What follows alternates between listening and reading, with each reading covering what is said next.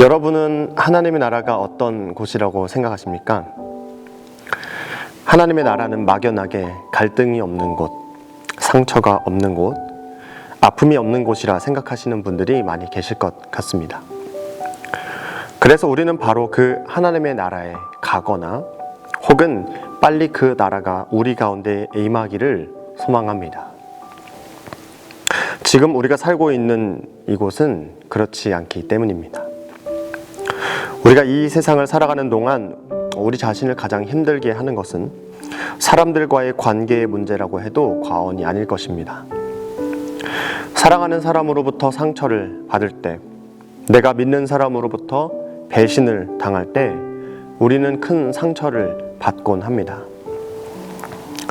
또 반대로 관계에서 오는 행복도 그 어느 행복보다 더 크다는 것을 생각해 볼 수 있습니다. 기대하지 않았던 호의를 받거나 나를 소중하게 여겨주는 따스한 한마디에 우리는 감동과 사랑을 느끼곤 합니다. 그런 의미에서 아픔과 상처가 없는 하나님의 나라는 바로 사랑의 관계로 맺어진 사람들로 인해 만들어진 곳이라고 생각할 수 있을 것 같습니다. 인간사의 희노애락이 바로 이 관계에 의해 좌지우지 된다면 우리는 좋은 관계를 만들어내는 것이 우리의 행복한 삶을 위해 가장 중요한 것이라고 생각해 볼 수 있겠습니다. 저는 오늘 성경 말씀을 통해 평화가 이루어지는 하나님 나라에 대한 이야기를 여러분과 나누고자 합니다.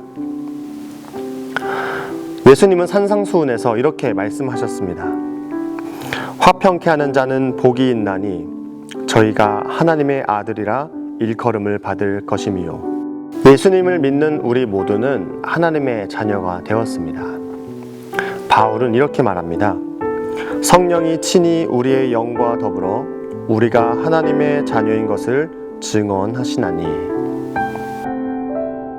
우리가 예수님을 우리의 구원자로 내 삶의 주인으로 믿고 모셔드릴 때 우리 안으로 찾아오시는 성령님께서 우리가 하나님의 자녀가 되었다는 것을 증언해 주십니다. 이것은 내가 그리스도인이 되었다는 것을 믿게 되는 내적 확신입니다. 이 내적 확신은 하나님의 영이신 성령님과 나와의 관계에서 발생하는 것입니다. 그런데 예수님은 산상수훈에서 조금 다른 관점에서 말씀하고 계십니다. 먼저 화평케 하는 자는 복이 있고 그 복은 바로 하나님의 아들이라 일컬음을 받을 것이라는 것입니다. 이것은 나와 타인, 나의 이웃들과의 관계에서 발생하는 것입니다. 내가 내적 확신을 가지고 나는 하나님의 자녀가 되었어 라고 하는 것과 다르게 다른 사람들이 나를 보고 저 사람은 하나님의 아들이야 라고 말해준다는 것입니다. 그리고 그것은 화평케 하는 자로서 우리가 살아갈 때 듣게 되는 말이라는 것입니다. 이런 말씀을 하신 예수님은 먼저 자신이 화평케 하는 자로서의 삶을 사셨습니다. 바울은 이렇게 말합니다.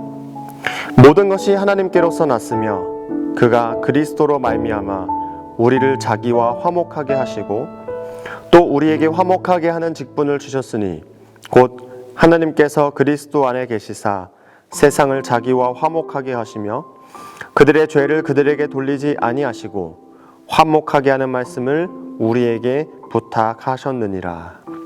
하나님은 죄인인 인간과 화해를 이루시기를 원하셨습니다. 그리고 그 일을 바로 예수님께서 성취하셨습니다. 화평케 하는 자로서의 예수님이 하나님과 우리 사이를 화목하게 하셨고 동시에 우리에게 이제 화목하게 하는 직분을 주셨습니다. 예수님을 믿는 우리에게 주어진 직분은 바로 예수님께서 우리와 하나님 사이를 화목하게 하신 것처럼 하나님과 세상의 화해를 위해 화평케 하는 자가 되는 것입니다. 정치사상가 한나 아렌트는 모든 사람은 서로 동일하지 않다는 점에서만 동일하다라고 말했습니다. 쉽게 말하면 인간은 그 어느 누구도 같지 않다는 것입니다. 모든 인간은 개성과 차이가 있다는 것이죠. 하나님은 모든 사람을 서로 다르게 창조하셨습니다. 이 차이가 바로 갈등의 원인이 됩니다. 이 차이를 없애고 개성을 박탈하고 모두가 획일적인 존재가 되도록 강요하는 사회가 바로 전체주의 사회입니다. 하나님의 나라는 결단코 그런 곳이 아닙니다. 하나님의 나라는 서로의 차이와 개성이 존중되고 다양성이 조화를 이루는 곳입니다. 조화는 어떻게 이룰 수 있을까요? 바로 화해입니다. 화평케 하는 자가 되는 것입니다. 차이를 인정하고 다름을 배려하며 조화를 만들어내는 것, 그것이 바로 우리가 살아가는 이 세계에 하나님의 나라가 임하는 방식인 것입니다. 우리가 살아가는 동안 갈등이 아주 없지는 않을 것입니다. 우리는 서로 다르기 때문입니다. 그리고 아픔이 아주 사라지지 않을 것입니다. 우리는 연약하기 때문입니다.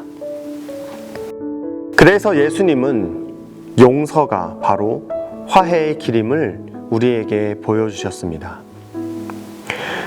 십자가에서 우리 죄를 위하여 죽으시고 우리를 용서하신 것이 바로 우리와 하나님 사이를 화해하는 유일한 방법이었습니다. 사랑하는 샘물교회 여러분, 우리는 모든 것을 다 이해할 수 없습니다. 그러나 때론 이해가 되지 않아도, 쉽게 받아들여지지 않아도 예수님이 나를 용서하신 것처럼 내 이웃을 용서하시길 바랍니다.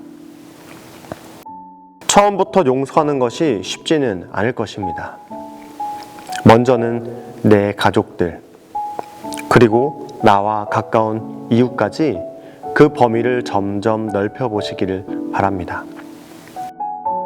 마지막으로 이 말씀을 읽고 오늘 말씀을 마치겠습니다. 바울은 우리에게 이렇게 권면합니다. 아무에게도 악을 악으로 갚지 말고 모든 사람이 선하다고 생각하는 일을 하려고 애쓰십시오. 여러분 쪽에서 할 수 있는 대로 모든 사람과 더불어 화평하게 지내십시오. 아멘.